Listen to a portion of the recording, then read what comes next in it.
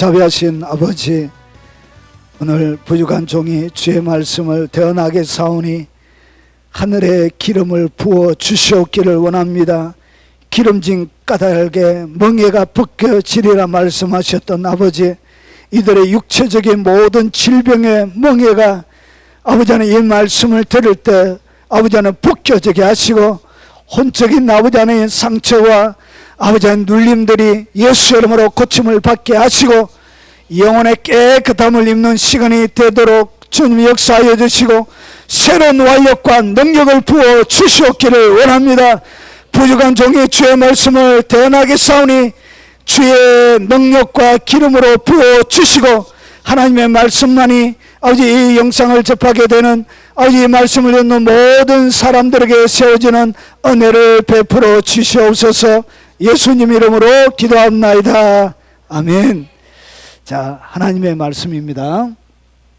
제목은 열정을 잃어버린 세대입니다. 열정. 자, 부제로 열정을 잃어버리면 일어나는 영적인 여러 현상들이 있습니다. 그래서 영적으로 이 열정과 영적으로 어떤 일이 일어나는지를 제가 말씀을 통해서 설명을 드리도록 하겠습니다. 자, 하나님의 말씀은 열왕기하 13장 14절부터 19절까지입니다. 열왕기하 우리 같이 한번 읽어보도록 하겠습니다. 엘리사가 죽을 병이 들매 이스라엘의 왕 요아스가 그에게로 내려와 자기의 얼굴에 눈물을 흘리며 이르되 내 아버지여 내 아버지여 이스라엘의 병거와 마병이여 하며, 엘리사가 그에게 이르되 활과 화살들을 가져오소서 하는지라 활과 화살들을 그에게 가져오며, 또 이스라엘 왕에게 이르되 왕의 손으로 활을 잡으소서 하며, 그가 손으로 잡으니 엘리사가 자기의 손을 왕의 손 위에 얹고 이르되 동쪽 창을 여소서 하여 곧 열매 엘리사가 이르되 쏘소서 하는지라 곧 쏘매 엘리사가 이르되 이는 여호와를 위한 구원의 화살 곧 아람에 대한 구원의 화살이니 왕이 아람 사람을 멸절하도록 아벨에서 치리다 하니라. 또 이르되 화살들을 잡으소서. 곧 집음에 엘리사가 또 이스라엘 왕에게 이르되 땅을 치소서 하는지라. 이에 세 번 치고 그친지라. 하나님의 사람이 노하여 이르되 왕이 대여섯 번을 칠 것이니이다. 그리하였더면 왕이 아람을 진멸하기까지 쳤으리이다. 그런즉 이제는 왕이 아람을 세 번만 치리이다 하니라. 아멘. 자, 오늘 뭔가 여러분이 읽기에는 이 얘기가 굳이 성경에 기록되어야 하는가 이렇게 의문이 들 정도로 그렇게 뭐 대단한 이야기를 담고 있는, 뭐 되게 이야기로도 그렇게 재미있어 보이지 않는 이런 이야기를 성경에 기록을 해 놓았습니다. 그러면 이 이야기를 통해서 오늘 엘리사와 일어났던 이 말씀을 통해서 우리에게 뭘 얘기하는지를 같이 한번 살펴보도록 하겠습니다. 오늘 이야기는 임종을 앞둔 엘리사에게 일어났던 일입니다. 그러니까 엘리사가 하나님의 사람도 병이 들었던 것 같습니다. 죽기 전에 이 질병은 알 수 없지만 병이 들었던 것 같아요. 그래서 엘리사가 죽기 얼마 안 남았다 이렇게 이야기하니까 어떻게 하냐, 이 이스라엘의 왕 요아스가 내려왔던 거예요. 그러면서 이 엘리사가 전쟁이 일어나기 전에 모든 비밀들을 다 가르쳐 주었죠. 그래서 이 엘리사가 사실 군대보다도 훨씬 더 강했습니다. 그래서 이 엘리사 한 사람만 있는 것이 적군에게는 무시무시한 그런 최고의 전략 병기였던 것이죠. 그런데 이 엘리사가 병들어 죽게 되어진 거예요. 그러니까 왕이 생각하기에는 나라 가운데 나라 병력상 엄청난 손실이 나라 가운데 있게 생겨진 거예요. 그래서 와서 어떻게 하냐, 울면서 이렇게 아버지여, 눈물을 흘리며 이르되 내 아버지여 내 아버지여 이스라엘의 병거와 마병이여 이렇게 하는 거예요. 그런데 오늘 이 이야기 내려오니까 엘리사가 15절에 보면 엘리사가 그의 활과 화살들을 가져오서 사는지라 활과 화살들을 그에게 가져오매, 그러니까 왕에게 화살하고 가져오래요. 그래가지고 가지고 왔습니다.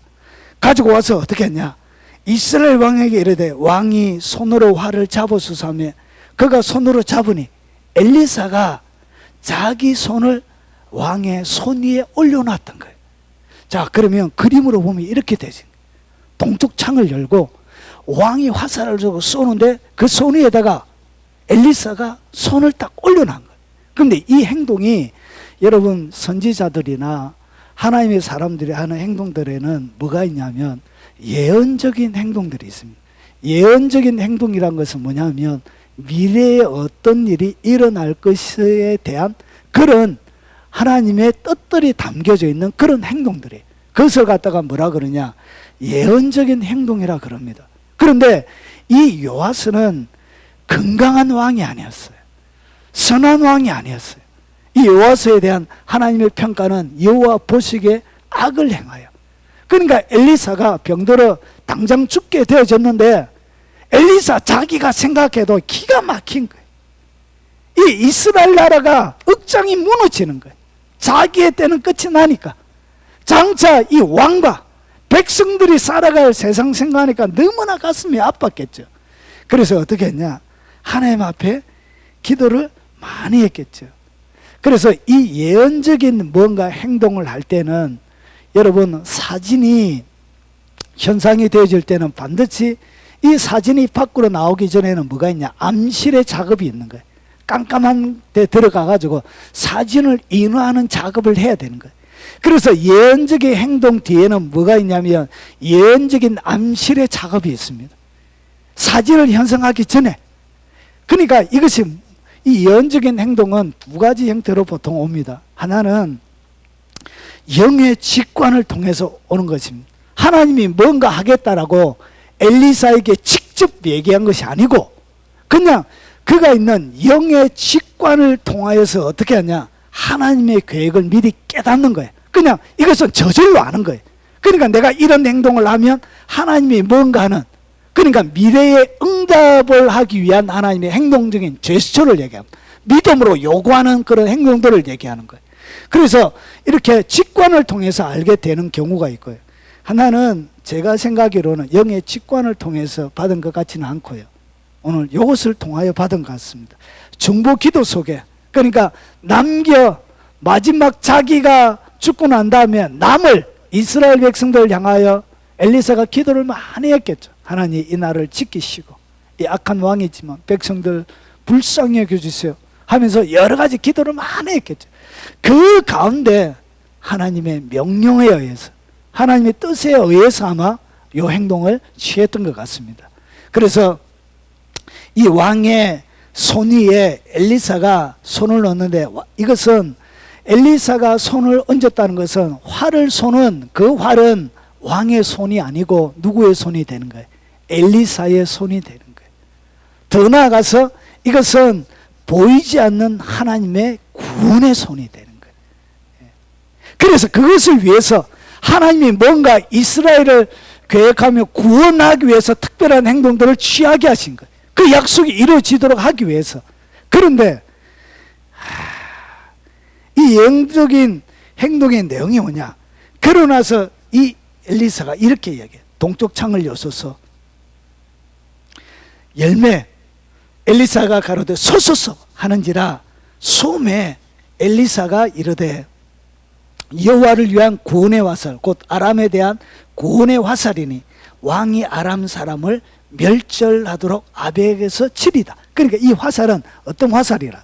구원의 화살인 거예요. 그러니까 많이 어떻게 하느냐에 따라 하나님이 그들이 하는 정도에 따라 구원을 다르게 베풀어 주시는 거예요. 그러니까 그가 하는 행동에 따라 뒤에 결과가 다르게 나타난 거예요.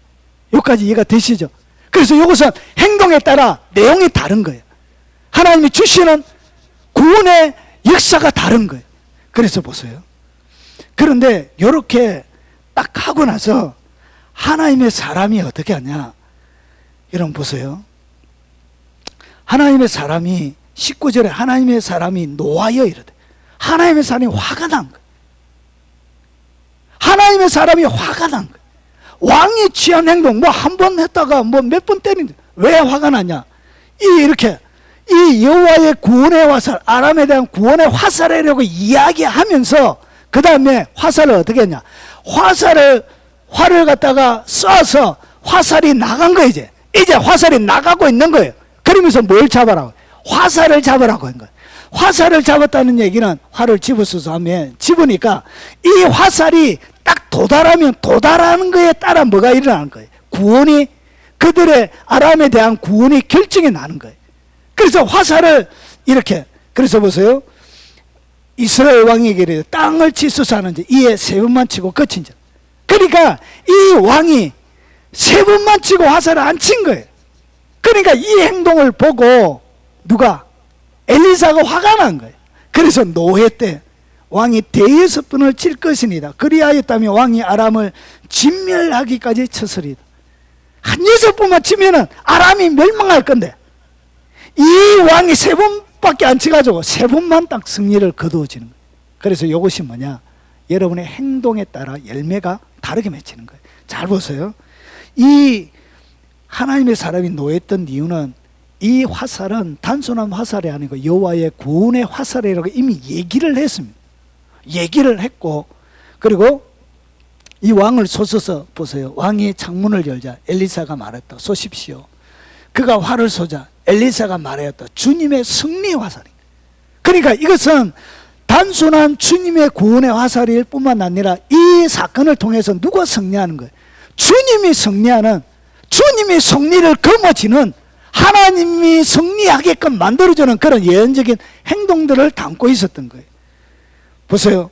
그가 솜에 엘리사가 이르되 주의 구출의 화살이니. 그래서 하나님이 승리할 수 있도록 화살을 쏘라 한 거예요. 아람에 대한 구원의 화살이고, 그리고 아람이 멸절하도록 시키기 위한 하나님의 계획인 거예요. 그런데 보세요. 땅을 치는 것은 뭐냐? 화살이 땅에 딱 맞는 것은 관역에 도착하는 거예요. 그러니까 땅을 치는 것은 관역에 화살이 도착하는 거예요. 그림으로 보면 이런 거예요. 화살을 딱 쏘았죠. 쏴서 어디에 휙 날아와서 관역에 딱 맞는 거예요. 화살을 친다는 것은 관역에 닿는다는 거예요. 이 관역이 누구냐? 그게 바로 아람인 거예요. 아람. 그래서 화살을 3번 치면 3번 멸망시키는 것처럼 6번 대여섯 번 쳤다면 아람이 완전히 관역에 맞아서 멸망을 했을 것인데 그러지를 못한 거예요. 그래서 이 화살이 날아가는데 단순하게 이것은 화살만 의미하는 것이 아니에요. 하나님이 무너뜨리는 모든 것들은 뭐가 있냐? 뒤에는 영이 있습니다. 영. 아람을 치고 아람이 권세를 회복하는 것은, 권세하는 것은 아람 뒤에 아람을 밀고 있는 영이 있습니다. 그래서 아람이 범죄하게끔 만드는 그 뒤에는 영적인 세력이 있는 거예요. 그래서 이 화살을 통해서 단순한 아람만 치는 것이 아니고 하나님은 아람을 지배하는 영을 치기를 원했던 거예요. 이스라엘 통해서. 그래서 이 화살이 천사가 잡고 있는 거예요. 천사가 아람을 지배하고 있는 그 영들을 무너뜨리기를 원했는데 어떻게 했냐? 그래서 노했던 이유가 결국 왜 노했냐? 보십시오. 이스라엘 왕 요아스가 질타를 받는 결정적인 이유는 뭐가 없었죠? 열정이 없었다. 열정. 아람을 치고자 하는, 완전히 멸망시키고자 하는 하나님의 뜻대로, 하나님의 뜻이 완전히 이루어지도록 하기 위한 그 하나님의 뜻이 이 땅 가운데 펼쳐지게 하는 거기에 대한 뭐가 없었냐? 열정이 없었던 거예요. 그러니까 치다가 세게도 안 쳤던 것 같아. 엘리사가 보니까 치는 꼬라지가 이렇게 쳤던가 봐. 세게 쳐야 된다. 이렇게 세게 쳐야 돼. 아무런 열정 없이 쳐버렸던 것 같아. 결국은 이 열정이 그들의 구원의 이 세상, 여러분의 삶들 가운데 뭘 결정하느냐? 풍성함을 결정하는 거예요. 결국은 그들은 뭐냐? 하나님의 풍성함을 경험하고자 하는 뭐가 없었냐? 하나님의 뜻이 나를 통하여 이루어지고자 하는 그런 하나님에 대한 불타는 열정이 없는 거예요. 그냥 하루하루 그냥 대강대충 살아가려고 이렇게 하는 거예요. 이 바로 이 왕이 그랬던 거예요. 그래서 뭐 했다고요? 엘리사가 진노했다는 것은 엘리사가 진노한 것이 아니고 누가? 하나님이 요아스 왕 보고, 이 악한 왕 보고 노했던 거예요. 그래서 악함이 뭐가 악하냐? 죄를 지어서 악함보다 하나님을 향한 뭐가 없다고? 열정이 없는 게 악한 거예요. 열정이 없는 게. 열정이 없었던 거예요. 아무런 열정이. 자, 그러면 예수님은 열정이 없는 신자를 향하여 어떻게 평가를 내리고 있는지, 반응하고 있는지 한번 보겠습니다. 신약 시대에도 열정이 없는 사람이 있었습니다. 라오디게아 교회 교인입니다. 자, 보십시오. 내가 내 행위를 아노니 내가 차지도 아니하고 덥지도 아니하도다. 내가 차든지 뜨겁든지 하기를 원하노라. 주님이 차라리 차든지 차라리 뜨겁든지 이렇게 해라. 이거 예수 믿는 것도 아니고 또 그렇다고 안 믿는다고 얘기하기도 애매모호하고, 그러니까 양 중간을 이렇게 애매모호하게, 믿음도 아니고 불신앙도 아니고 애매모호하게. 그래서 보세요. 이래 미지근한 이것을 갖다 뭐라 그러냐? 차지도 않고 뜨겁지도 않는 것을 미지근하다 그래. 그러니까 미지근한 신앙이 있는 거예요. 주님의 눈에 보여진 미지근하여 뜨겁지도 않고 차지도 아니하나니 내 입에서 너를 말이라 토하여 버리리라. 이 미지근한 신앙에 대하여 주님이, 여러분 엘리사만 화를 내고 분노가 냈던 게 아니에요. 여러분 주님은 이 미지근한 신앙, 열정이 없는 신앙은 뭐냐? 그냥 토해버리고 싶다는 것이. 하나님의 백성들 가운데 이 미지근한 신앙이 너무 많아요. 그러니까 주님이 보면 오바이트 하고 싶은 사람, 그런 사람이 되면 안 되는 거예요. 주님은 뭐 하기를 원하냐? 차든지 뜨겁든지 하라고 해서 나 그러면 억수로 차가워야 된다, 그 얘기를 하는 게 아니에요. 차가워지라 얘기를 하는 것이 아니고 뭐지라 얘기하는 거예요? 뜨거워지라 얘기하는 거예요. 저는 암벽 등반하는 사람들을 좀 이해하기가 힘듭니다. 예? 저 잘못하면은 줄만 끊어지면 죽는데 무한대 저래 산에 올라갈고 이렇게, 아이고 왜 저럴고 이렇게, 이런 것을 갖다 뭐라 그러냐? 뜨겁다 그러는 거예요. 이렇게 무모하게 보이지만 하나님 이런 뜨거운 뭔가에 대한 열정을 지니고 있는 사람들을 하나님은 뭐하냐? 좋아하는 거예요.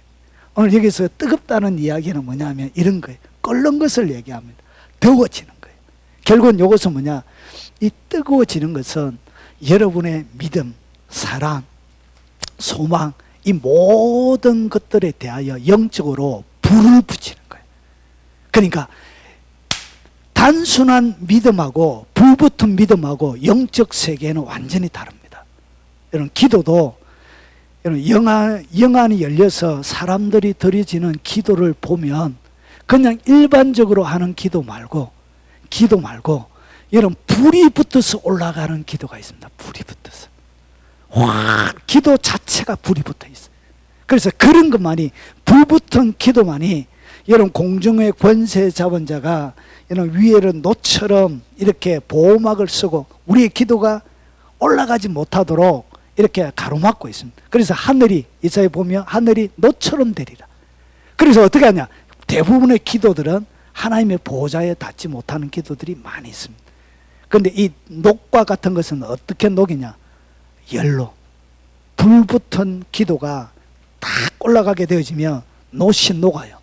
놋이 어떻게? 불붙는 기도가 올라가기 시작하면 놋이 녹아서 구멍이 떨어져요.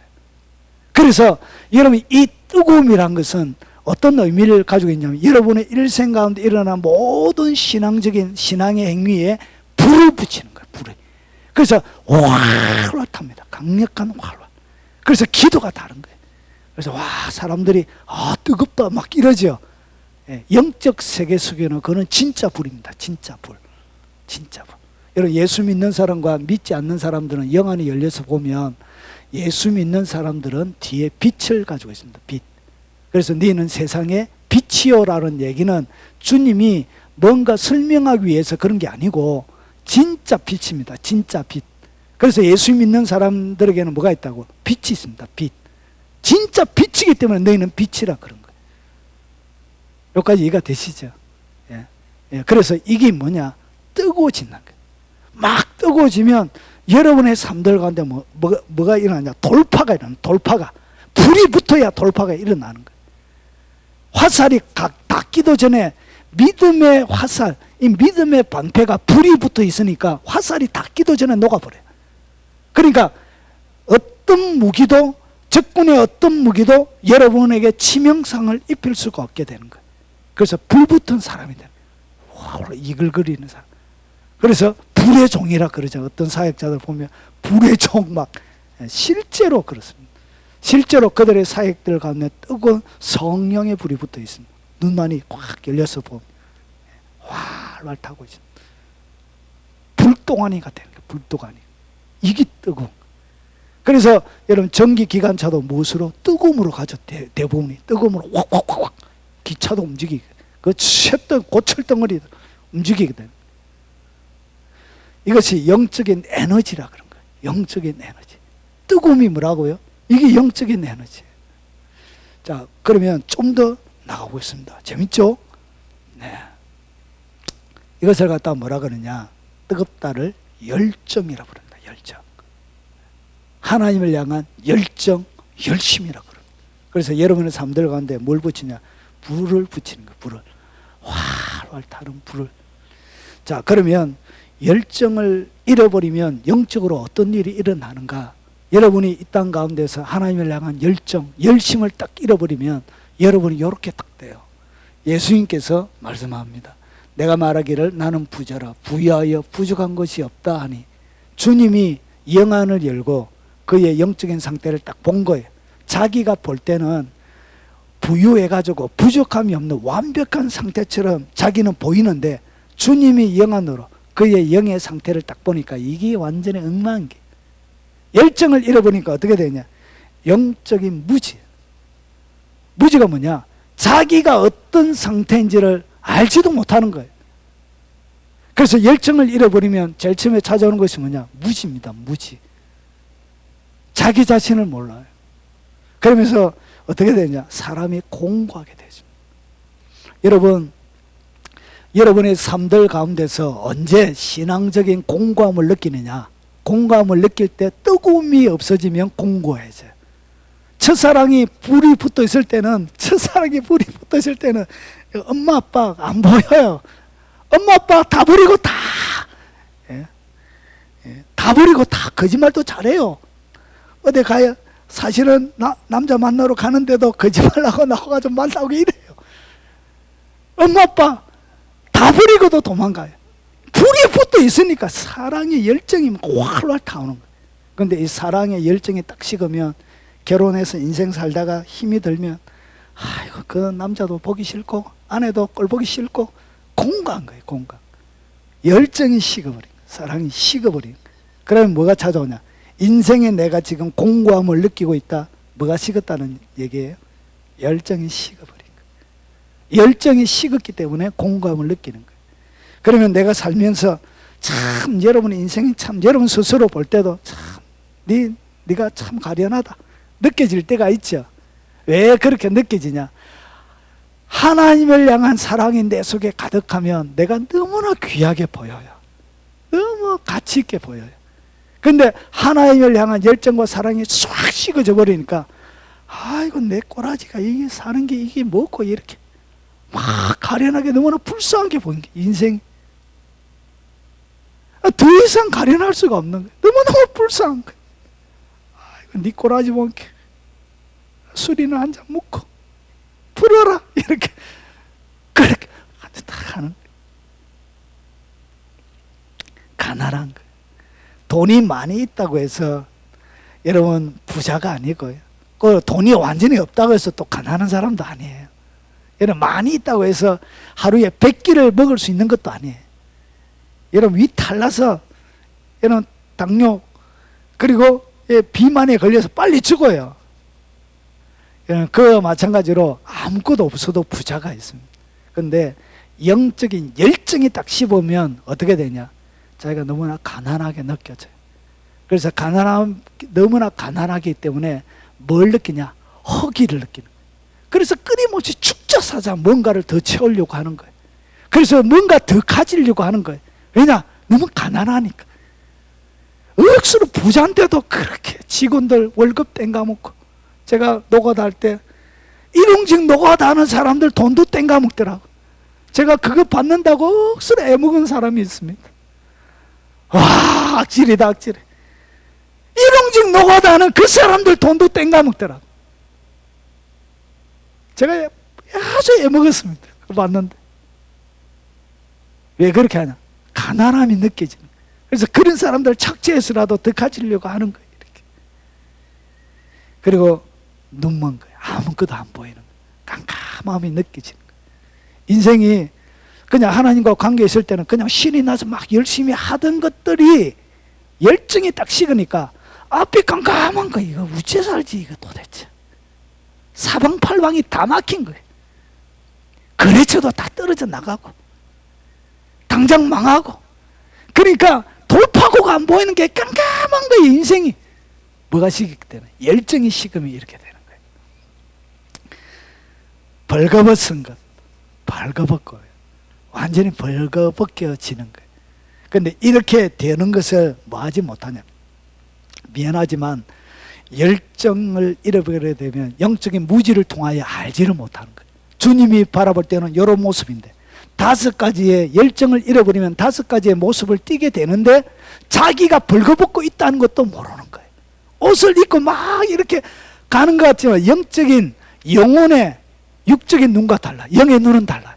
그래서 영안이 열려서 보면 영의 상태를 보면 영이 옷을 안 입고 있어요. 옷을 발가벗고 있어요. 그래서 뭐가 되냐? 영적인 소경이 되는 거예요. 영적인 무통성 무안증이라 그래요. 무통성 무안증은 뭐냐면 의학적으로 통증을 못 느껴. 뭔가 이렇게 막 찔러도 아무런 통증을 못 느껴. 그러니까 영적인 열정이 딱 사라지면 영적인 모든 것에 대한 통증을 느끼지 못하게 돼요. 그래서 어떻게 하냐? 점점 헤어날 수 없는 상태로 가게 되는 것입니다. 예수님은 이들에게 뭐라 그러냐? 요렇게 너의 상태가 이렇다 이렇게 가르쳐 주고 있는 것입니다. 누구에게? 열정을 잃어버린 사람들은 이렇게 되는 거예요. 교회가 목욕탕도 아닌데 빨가벗고 오는 사람이 너무 많아요. 교회는 목욕탕이 아니에요. 목욕탕이 아닌데 이 사람들이 발가벗고 교회에 와서 앉아있어요. 자, 그러면 보십시오. 열정은 언제 잃어버리거나 식게 되는가?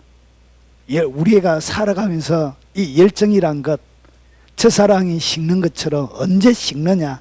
요때 식어요. 내가 말하기를 나는 부자라 부유하여 부족한 것이 없다. 그러니까 자기가 뭘 느낄 때? 부자라 부유하여 부족한 것이 없다. 이만하면 딱 되었다. 아싸리 주님 복 주셔서 감사합니다. 행복합니다. 막 이렇게 살아가는 그때부터 뭐가 식는다고요? 그때 열정이 식어가는 거예요. 여러분이 부자라고 생각하는 그때, 마음이 부유해지는 그 시점이 열정이 식어가는 시점이 되는 거예요. 여러분, 이 라오디게아 교회는 무의 옆에 있냐면 여기 라오디게아 교회입니다.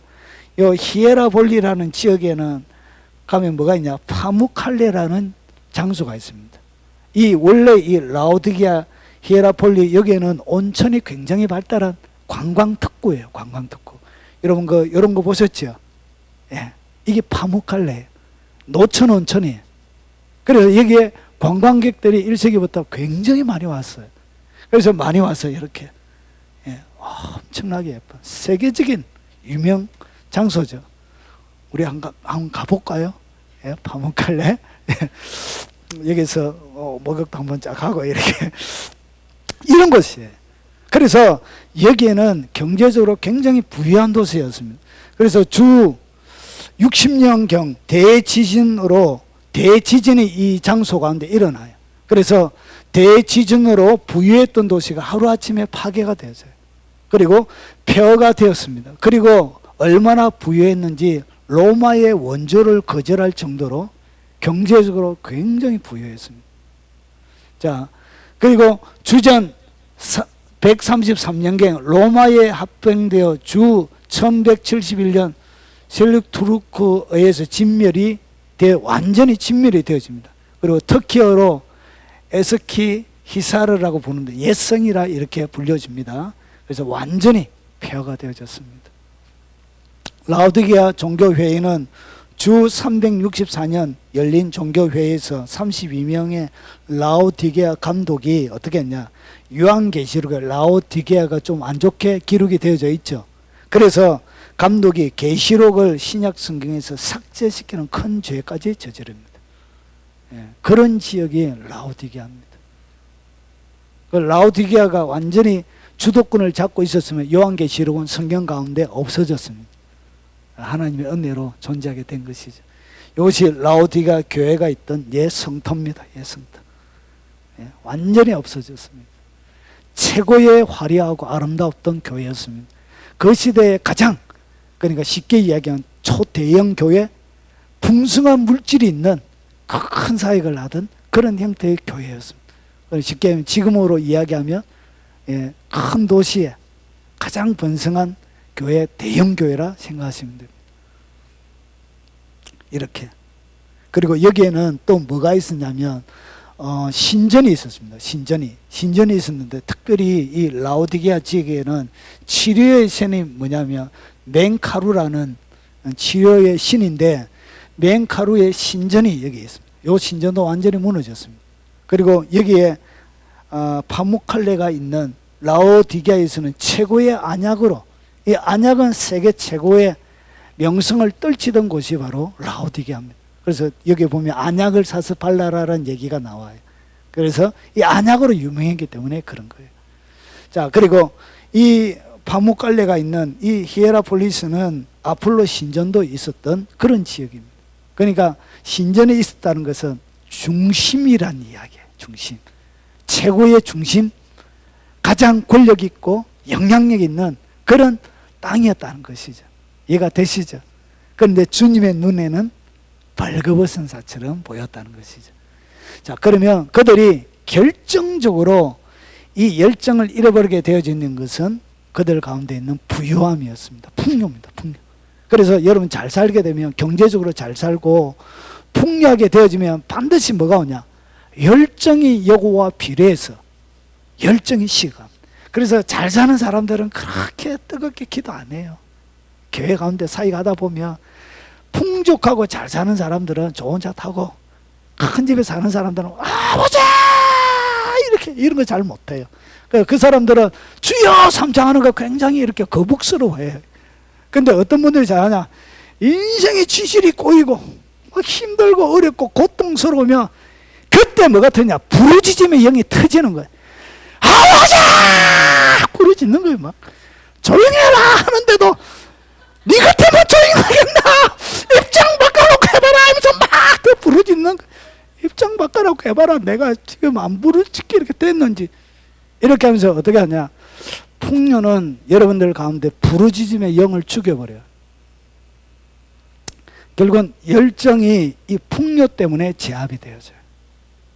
여러분 1970년대 거치면서 한국 교회가 급성장했습니다. 살기 힘드니까, 어려우니까.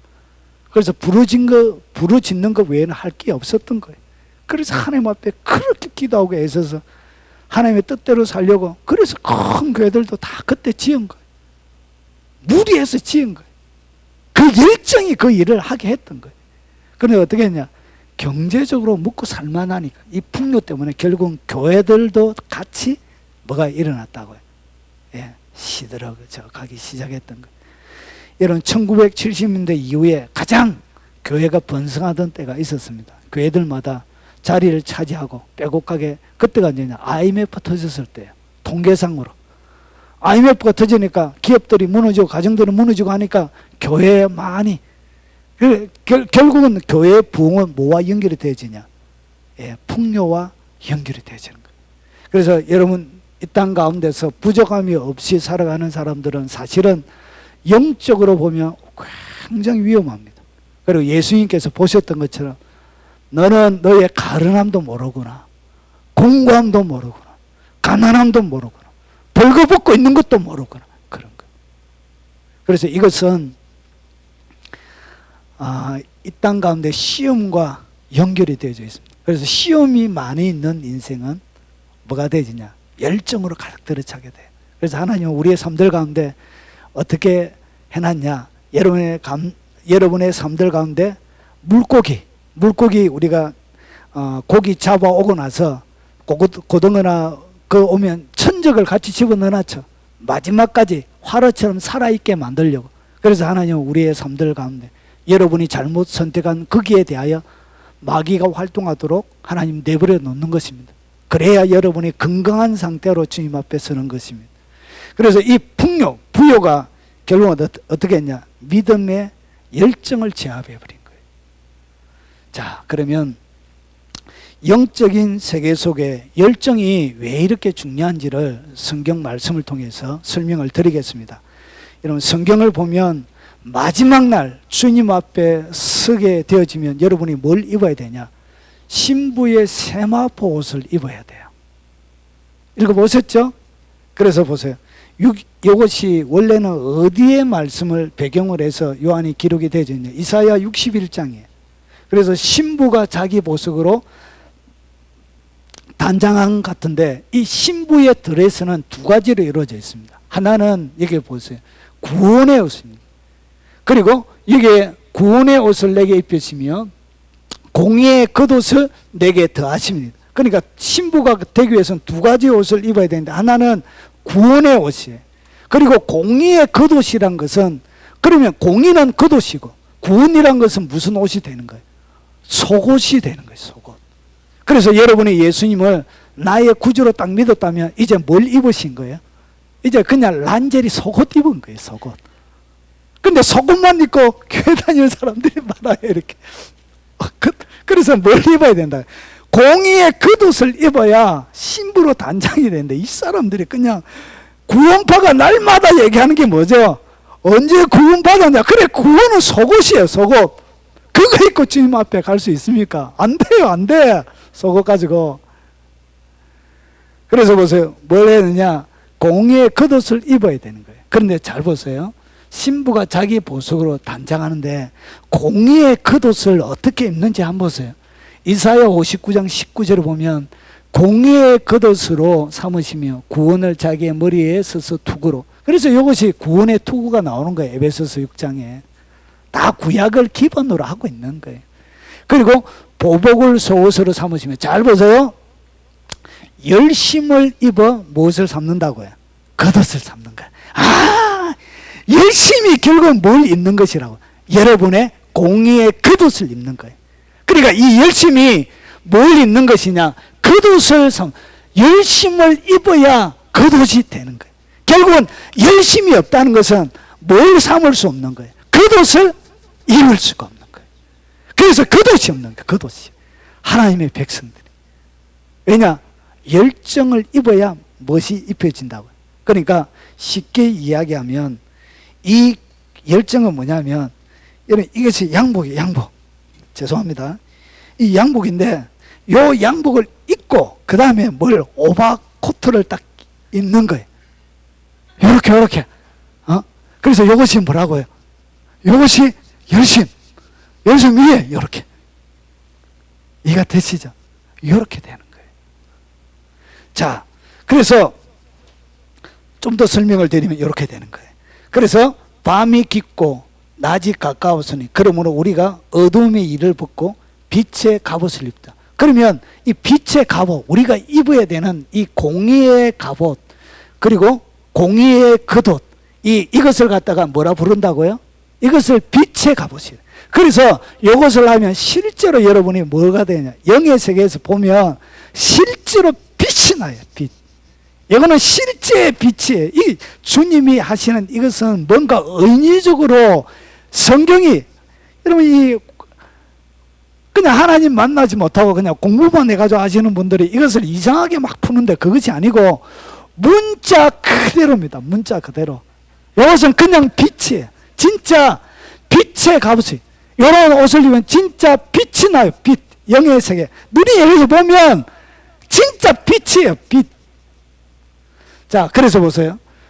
그러므로 너희는 하나님의 택하사 거룩하고 사랑받는 자처럼 긍휼, 그리고 자비, 겸손, 온유, 오래 참음을 뭐하고? 옷 입고. 그러니까 내가 긍휼히 여기면 무엇을 입게 되는 거라고요? 예, 빛의 갑옷을 입는 거예요. 이게 빛이에요. 야, 이게 여러분이 겸손하면, 겸손한 사람은 영의 세계 속에는 마귀가 딱 알아요. 왜냐? 여러분, 마귀는 어두움이에요. 어두움. 그래서 겸손의 옷을 입고 있는 사람에게는 공격을 못해요. 그리고 빛을 입고 있는 사람들에게는 어둠이기 때문에 가까이 접근 자체를 못해요. 그래서 이것이 뭐냐? 이것이 갑옷이라 그런 거예요. 갑옷. 왜냐? 공격 자체를 못해요. 이것은 어떤 공격으로 뚫을 수가 없어요. 어둠은 빛을 뚫을 수가 없어요. 빛이 나갈 때 여러분 이 빛을 보면 이것이 뭐처럼 딱 되냐면 이 창처럼 이렇게 되죠. 빛이 이렇게 창처럼 날카로운 바늘처럼 이렇게 빛이 나갈 때 이렇게 돼요. 그래서 빛이 어둠을 탁 뚫고 나가는 거예요. 이렇게. 그래서 어둠은 빛을 뚫을 수가 없는 거예요. 여러분이 온유하게 딱 하면 뭘 입고 이 온유의 옷을 입고 있는 거예요. 이것이 뭐냐? 이게 바로 빛의 갑옷이에요. 여기서 입으면 빛이 나야 돼요. 오래 참을 때 내가 오래 화가 나지만 여러분 자녀들 보면 속 받칠 때가 속에 천불이 날 때가 있잖아요. 이러면 자식이 내가 낳았지만 진짜 속에 천불이 확 날 때가 있는. 그럼에도 불구하고 참아줄 때 뭘 입게 되는 거예요? 참을 때마다 빛의 갑옷을 터덕터덕 입게 되는 거예요. 영의 세계 속에서는 이런 것입니다. 자, 그래서 여기서 보시면 옷을 입는다 그랬죠. 옷을 입어요. 무엇으로? 어떻게 입는다고요? 예. 열심 자체, 열정이 여러분을 뭐 하는 것이냐? 옷을 입게 만드는 거예요. 결국은 열정이 없다 보니까 무엇을 입지 못하냐? 겉옷을 못 입게 되는 거예요. 겉옷을. 자, 하나님께서 사용하신 사람들의 특징은 뭐냐? 다 똑같아요. 이사야 9장 7절. 여러분, 정사, 평강에 다한 무공함, 그리고 만군의 여호와의 열심히 이루시리라. 하나님께서 약속하신 영원히 정의와 공의로 그것을 보존하시는데, 하나님이 이 세상을 정의와 공의로 보존을 하시는 거예요. 그런데 여기에는 뭐가 있냐? 만군의 여호와의 열심히 이루리라. 하나님의 열정이 있는 분. 하나님의 뜻을 이루기 위하여 하나님 스스로가 뭐가 있다고요? 열정을 가지고 있다는 것이. 엄청난 열정을 가지고 있는 거예요. 그래서 하나님이 들어서는 사람들은 하나같이 보세요. 엘리사, 내가 만군의 하나님 여호와께 열심히 유별하니. 하나님이 어떤 자를 들어서더라고요? 열심히 유별한 자. 이런 사람들을 하나님이 좋아하는 거예요. 그래서 하나님이 7천을 남겨놨는데 이 엘리사가 얼마나 열심히 득질했냐? 하나님, 내 밖에 안 남았습니다. 오직 하나님 앞에 열정 있는 사람 내밖에 없습니다. 주님이 뭐라고 그러죠? 아니다, 7천도 있다. 이렇게 얘기하시잖아요. 이렇게 당돌할 정도의 뭐가 있다고요? 특별한 열심을 가지고 있는 사람들을 하나님이 들어서는 거예요. 그러니까 이런 사람들이 하나님의 역사를 만들어내는 거예요. 여러분, 다윗이 하나님이 귀하게 썼던 이유가 보세요. 주의 집을 위하는 열성이 나를 삼키고, 얼마나 하나님의 주를 그가 위했던지 그 열심 때문에 자기가 삼켜지는 거예요. 자기 스스로가 상처를 입을 정도로 뭐 했다고요? 하나님을 향한 열정을 가지고 있었던 거예요. 그래서 이 열정을 가진 이 사람들을 하나님이 어떻게 했냐? 항상 역사의 전면에 하나님이 사용하게 되는 거예요. 주를 비방하는 비방이 내게 미쳤나요? 이렇게 안 하면 되는데 주님을 향한 지나친 열정 때문에 오히려 자기가 비방을 받을 정도로 이렇게 열심히 득칠한 거예요. 여러분, 사도행전 22장 3절을 보니까 여러분, 사도 바울을 자기를 얘기하죠. 나는 유대인으로 길리아 다소에서 났고 이 성에서 자라 가말리엘의 문화에서 우리 조상들의 율법에 엄한 교훈을 받았고 오늘 너희 모든 사람처럼 하나님께 대하여 열심히 있는 자라. 바울은 자기 자신을 향하여 어떤 자라고요? 열심히 있는 자라고 이렇게 자기를 소개하고 있습니다. 하나님이 들어서는 사람들의 전형적인 특징은 뭐냐? 열정이 있다는 것이죠. 열정. 그래서 보세요. 그래서 자기가 뭐라고 그러냐? 보세요. 내가 하나님의 열심으로 너희를 위하여 열심을 내노니. 결국은 그가 열심을 내는 근거는 하나님도 열심을 내기 때문에 자기도 열심히 냈다고. 결국은 자기의 모든 사역을 갖다가 뭐라고 그러죠? 열심으로 표현하는 거예요. 열정이라는 단어로 자기의 삶을 이렇게 평가하는 거예요. 자, 그리고 나서 바울이 동일하게 이야기하는, 부지런하여 게으르지 말고 열심을 품고 주를 섬기라. 주님을 섬기는 방법이 뭐냐? 주님을 섬기는 방법이 열심을 품고 주님을 섬겨야 되는 거예요. 예. 주님을 어떻게 섬겨야 된다고요? 열심을 품고. 이것이 주님을 섬기는 방법이에요.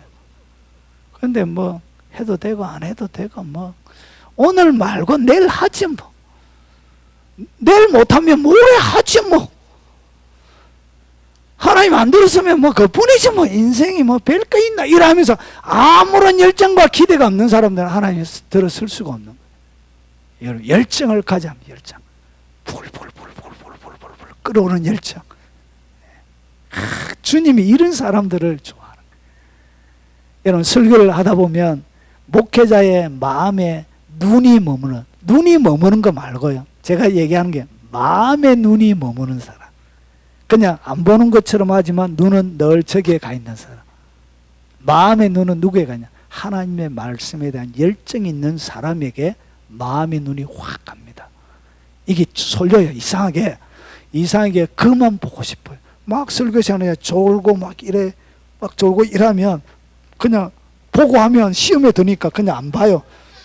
얼마나 설교를 못하면 저래 졸까 이렇게 싶어서 시험에 들기 때문에 아예 그냥 보기가 싫어요. 이렇게. 이해가 되시죠? 하나님의 눈도 열정이 있는 사람에게 딱 머물러요. 하나님의 눈을 빼앗고 싶지 않습니까? 하나님의 눈동자 그 속에 여러분의 얼굴이 쏙 들어가고 있지 않습니까? 그것은 여러분의 열정이 탁월하면 그 하나님의 눈동자 속에 여러분이 쏙 들어갑니다. 아, 이거는 비법인데, 이거는 비밀인데, 이 열정이 하나님의 눈동자로 훔치는 거예요. 하나님의 눈을 확 훔쳐내는 거예요. 눈을 훔쳐야 돼. 눈이 머무르는 그 자리에 마음이 머무르는 거예요. 눈을 사로잡아야 돼. 눈을. 이렇게. 그래서 주님을 어떻게 섬겨야 된다고? 열심히 섬겨야 되는 거예요. 부지런해고. 자, 그래서 열정은 어떻게 삶 가운데 이 열정이란 것이, 그러면 내가 진짜 열정이 있는 것이, 그러면 그냥 무조건 열심히 해야 되는가? 여러분, 교회에서 감당하기 힘든 몇 종류의 사람이 있습니다. 가장 감당하기 힘든 사람들은 뭐냐? 무식한데 열심히 있는 사람이. 엄청 무식한데 열심히 특출하면 목사가 미쳐요. 이렇게.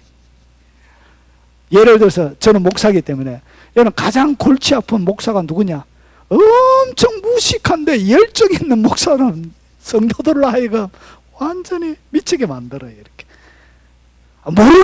모르는데 막 열정이 있는 거예요. 이렇게. 그 다음에 힘든 사람이 뭐냐? 가장 힘든 목회자는 엄청 똑똑한데 열심히 있는 사람은 성도들을 엄청 못 살게 굴어요. 기준이 높기 때문에, 그리고 알기 때문에 달달달달달 볶아요. 이렇게. 막 열정적으로 막.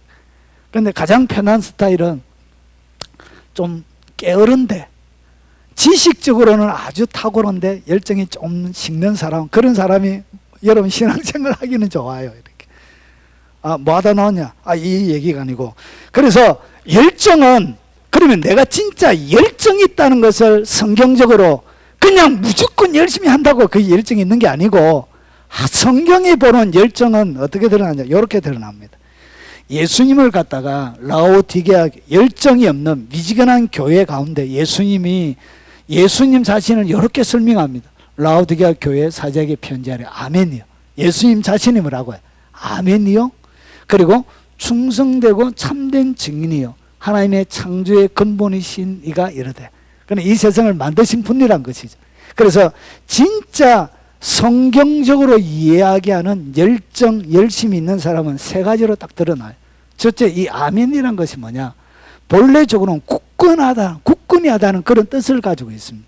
그래서 이것이 문장 앞에 딱 쓰여지면 정말로, 진실로, 그런 뜻이 있고요. 아멘, 아멘. 그리고 이게 끝에 쓰여지면 이것이 그렇게 되기를, 그렇게 이루어지기를 원합니다. 그런 뜻을 가지고 있습니다. 그러니까 하나님의 뜻이 이루어지는 데 대하여 어떻게 되어져 있다 이거. 그것만이 단단하게 있다는 거예요. 그것만을 그가 단단하게 가지고 있는 거예요. 하나님의 약속의 말씀을 그가 단단하게 철저하게 아멘하면서 딱 유지하고 지키고 있는 거예요. 이게 뭐라고요? 이게 열정이 있는 거예요. 그냥 무조건 행동으로 옮겨서 막 하는 것이 열정이 아니고 하나님의 말씀에 대한 신뢰, 확고함, 거기에 대하여 단단하게 가지고 있는 거예요. 이게 열정이 있는 주님이 보는 열정이에요. 그래서 이게 뭐냐? 아멘의 삶이 되는 거예요. 아멘의 삶. 이 아멘의 삶이 주님이 보기에 성경적인 열정이에요. 그리고 두 번째는 충성스러운 사람이에요. 하나님의 말씀에 대한. 그리고 세 번째는 참된 정인의 삶이에요. 그래서 이것이 그러면 충성스럽고 참된 정인은 무엇에 대한 충성이고 아멘이냐? 하나님의 뜻에 대한 아멘인 거예요. 그리고 하나님의 뜻에 대한 충성스러움이에요. 그리고 하나님의 뜻에 대한 참된 정인의 삶을 살아가는 이것을 갖다가 하나님이 뭐라 그러냐? 그것을 열정이라 그런 거예요. 무조건 새벽기도 잘 나온다고 해서 예배 시간 많이 드린다고 해서 기도 길게 한다고 해서 그게 열정이 아니고 진짜 열정은 하나님의 뜻에 대한 아멘이고 그리고 하나님의 뜻 자체에 대한 충성스러운 참된 정인의 삶을 사는 것이 그걸 열정이라 보는 거예요. 이 하나님의 뜻은 결국은 하나님의 말씀입니다. 그런데 잘 보세요. 그래서 사도 바울이 이렇게 얘기하는 거예요. 내가 그리스도와 함께 십자가에 못 박혔나니. 자기를 십자가에 못 박혀 죽은 사람. 예수님이 박힐 때 자기도 같이 박혔대. 그럼 자기도 죽었다는 얘기예요. 그런즉 이제 내가 사는 것은 내가 아니요 오직 내 안에 그리스도께서 사시는 것이야. 결국은 아멘이요 충성스럽고 정인한 삶은 내 삶들 가운데 누가 사시게 하는 것? 예수님이 사시게 만들어 주는 것이 그것이 뭐냐? 그게 열정이에요. 그걸 성경은 열정이라고. 내 삶들 가운데 예수님이 철저하게 사시게 만들어 드리는 것. 그리고 이제 내가 육체 가운데 사는 것은 나를 사랑하사 나를 위하여 자기 자신을 버리신 하나님의 아들을 믿는 믿음 안에서 사는 거예요. 하나님의 아들을 믿는 그 믿음 안에서 사는 거예요. 그것을 갖다가 뭐라 그러냐? 그런 삶을 갖다가 열정 있는 삶이라 그런 거예요. 자, 그러면 여기서 보면 보세요. 주님께서 오늘 그리스도께서 내 안에 사시는데 내 안에 들어서서 어떻게 사시느냐? 주님이 어떻게 사느냐? 들어와가지고 뭐 하느냐? 주님이 들어오셔서 하시는 일을 이렇게 설명합니다. 내가 문 밖에 서서 두드리는 누구든지 내 음성을 문을 열면 보세요. 내가 그에게로 들어오는 거예요. 이제 주님이 사시게 하는 거예요. 그러면 들어오면 어떻게 하냐? 그와 더불어 먹고 그러니까 예수님이 내 속에 딱 사시면 그와 더불어 주님이 먹는 거예요. 그리고 그는 나와 더불어 먹으래요. 그러니까 주님이 들어오셔서 주님과 더불어 나와 같이 어떻게 먹고 마시는 일들이 일어나게 되는 거예요. 그러면 주님이 여기서 드시는 음식이 뭐냐? 주님은 뭘 드시냐? 주님이 들어오셔서 뭐가 먹는데요. 주님이 드시는 주님의 양식을 이렇게 설명합니다. 요한복음 4장 34절에 보니까 예수께서 이르시되 나의 양식은 주님이 드시는 양식이에요. 그 양식이 뭐냐? 나를 보내신 이의 뜻을 행하며 그의 일을 온전히 이루는 것이라. 그러니까 주님의 뜻을 행하고 온전히 이루는 것이 뭐라고요? 그것이 주님이 드시는 양식인 거예요.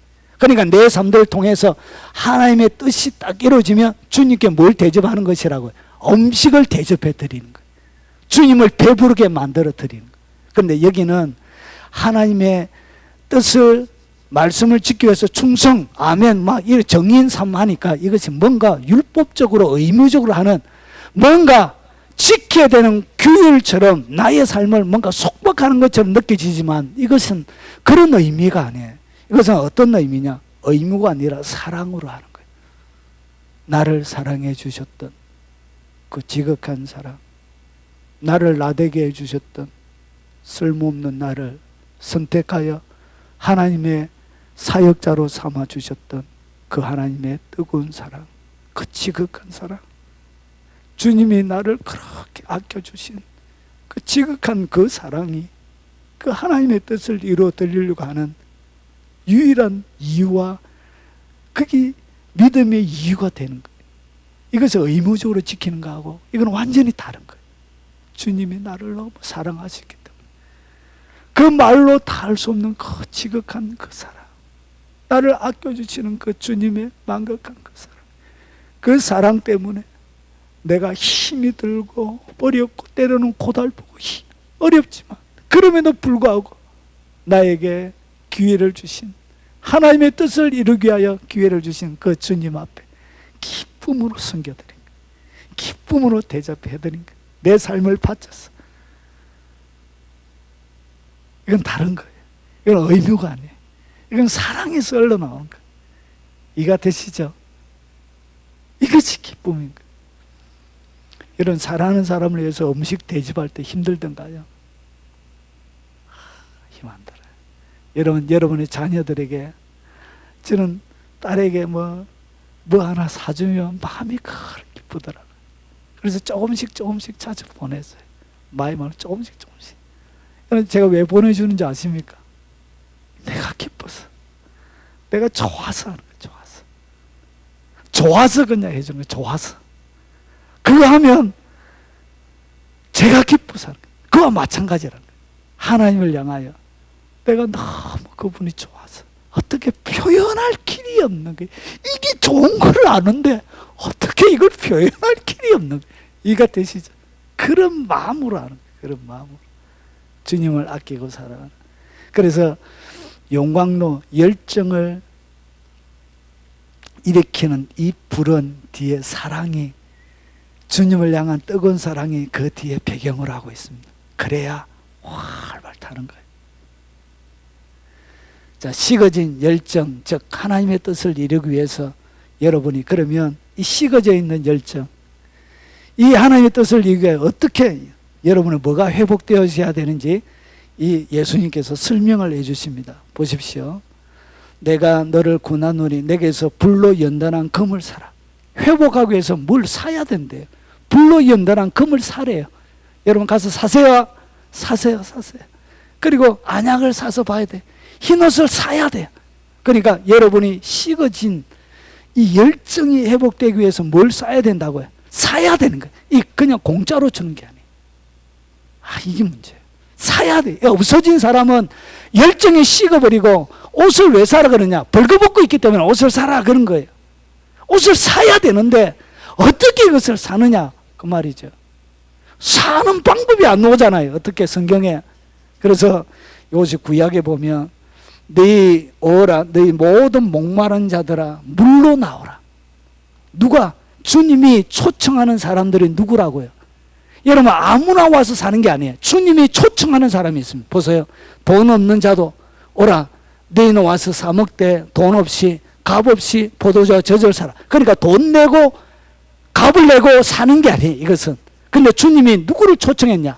초청자가 이것을 살 수 있는 유일한 뭘 가지고 있는? 자격을 가지고 있는 거예요. 그런데 주님이 초청한 자는 누구냐? 목마른 자들이에요.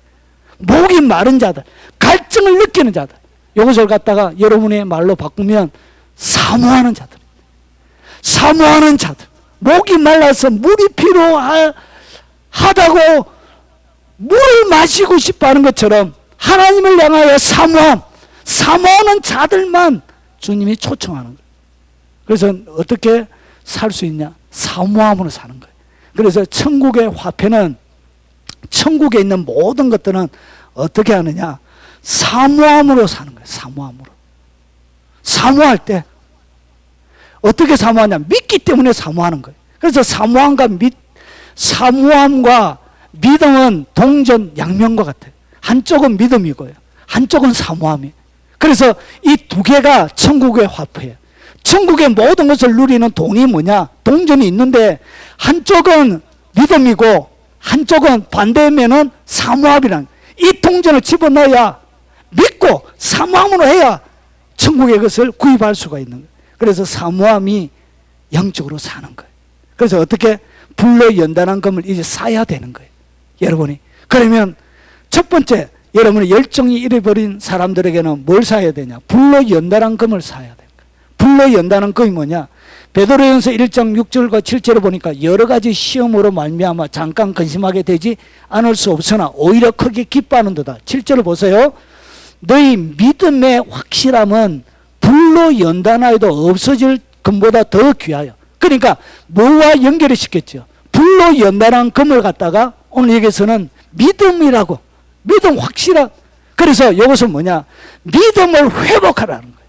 불로 연단한 금을 사라. 이 이야기는 여러분의 식어진 하나님을 향한 믿음을 뭐 하라고요?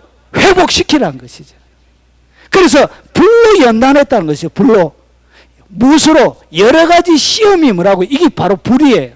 좋지 않는, 여러분들 태우는 불이 점검이 되게끔 하는 이런 시험들이 활활 타서 여러분 어떻게 하냐? 점검이 되게 만들어 주는 거예요. 결국은 이 땅 가운데 여러분에게 오는 시험 이런 것들은 결국은 여러분을 점검으로 만드는 과정이에요. 그것이 뭐냐? 그것이 바로 풀무고요. 그것이 바로 도가니예요. 은에서 풀무에서 은을, 도가니에서 금을 만들어내는 것처럼 그런 것들이란 거예요. 그래서 여기에 들어가서 어떻게 하냐? 여러분이 잃어버렸던 하나님을 향한 믿음, 그 신뢰를 회복하라는 거예요. 이것이 가장 급선무란 거예요. 하나님을 향한 믿음에 떨어졌던 그 믿음을 뭐하라고요? 확실하게 회복시키라는 것이죠. 어떻게 회복시키냐? 사모함을. 그래서 사라는 거예요. 사랑. 그 사모함을 위해서 하나님 앞에 나가라는 거예요. 이것이 식어진 열정을 다시금 회복시켜주는 주님의 첫 번째 처방전입니다. 그리고 두 번째 처방은 뭐냐? 흰옷을 사서 입으라는 거예요. 흰옷.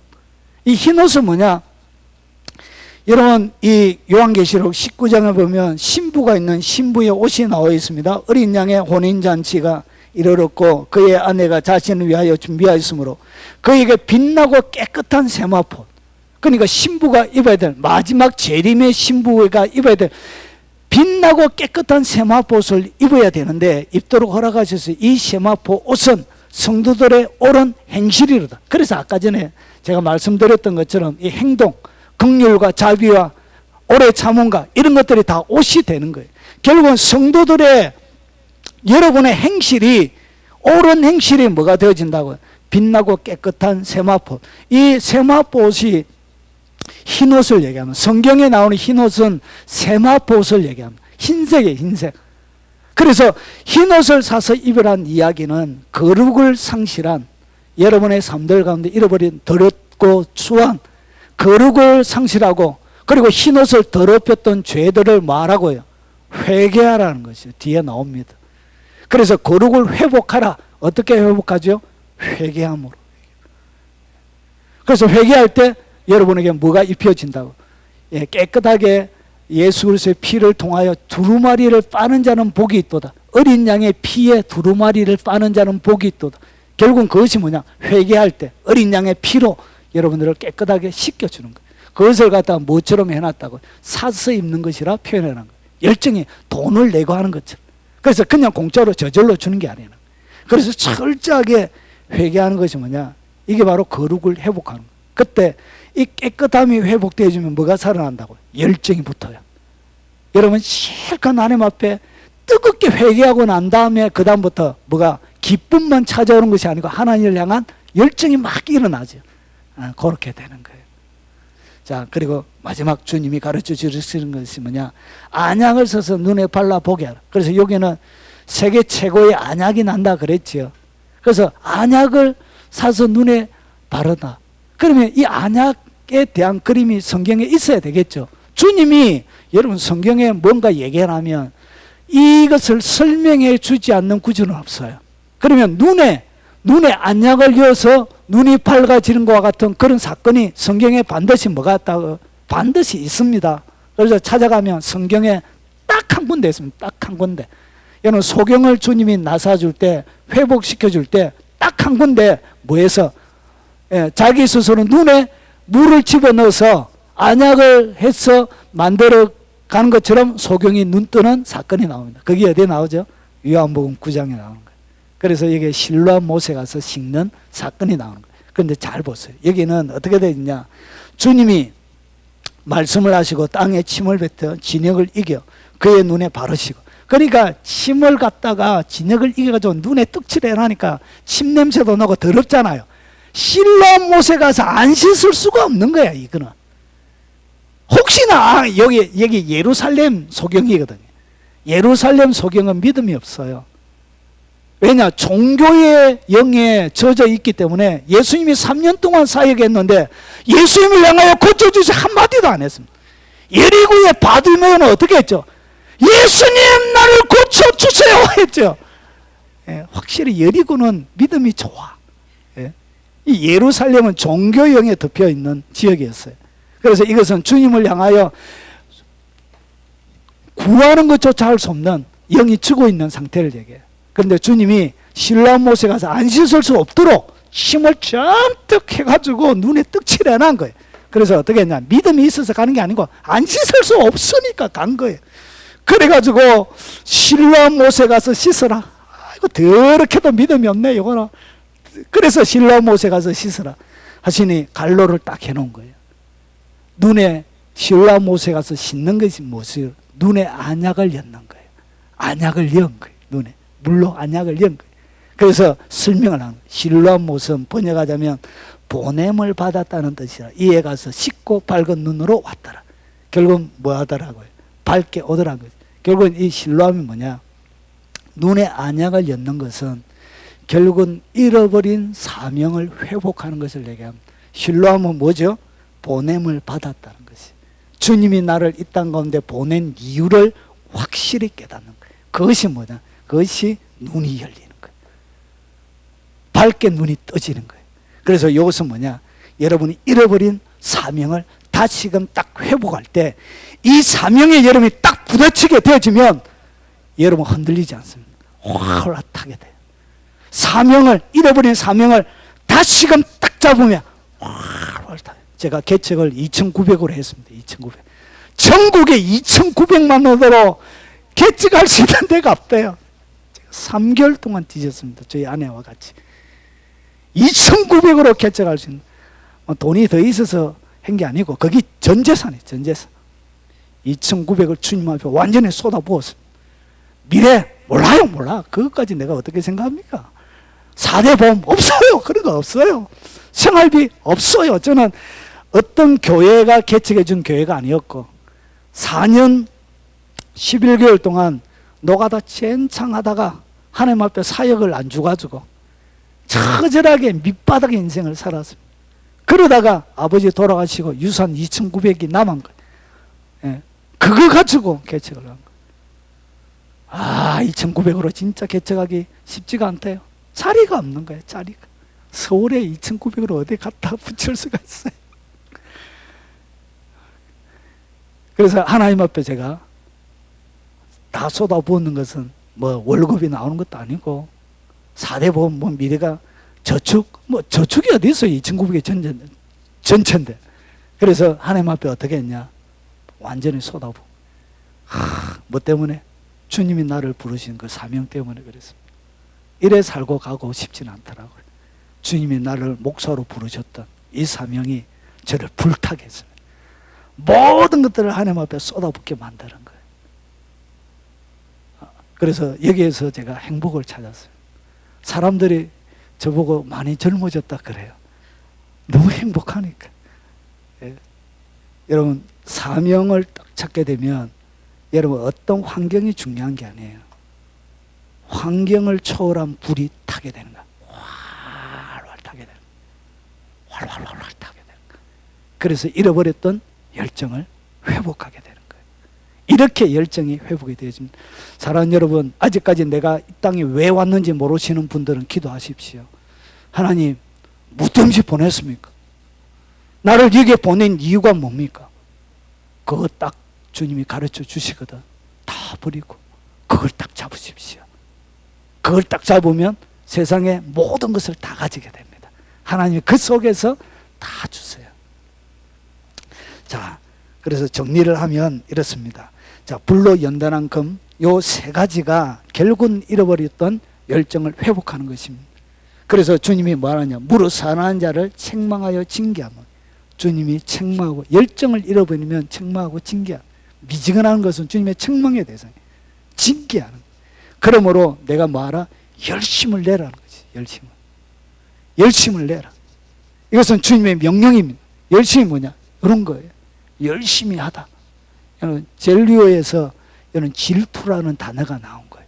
영어에. 여러분, 그래서 질투하다, 시기하다, 질투하다, 열정을 가지다. 그래서 질투할 만큼 하나님의 그것을 소유하려고 하나님의 모든 것을 갈망하는, 그리고 질투를 느낄 만큼 해라는 거예요. 이것이 진짜 열심이라. 그래서 사랑하는데 질투를 안 한다. 저희 아내가 저 외에 우리 앞집에 커피 바리스타를 좋아한다.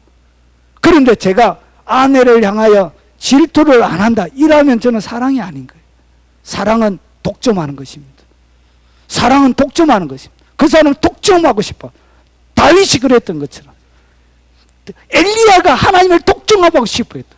그런 독점하고 싶어, 그것을 갖다가 하나님 귀하게 보는 거예요. 열정을.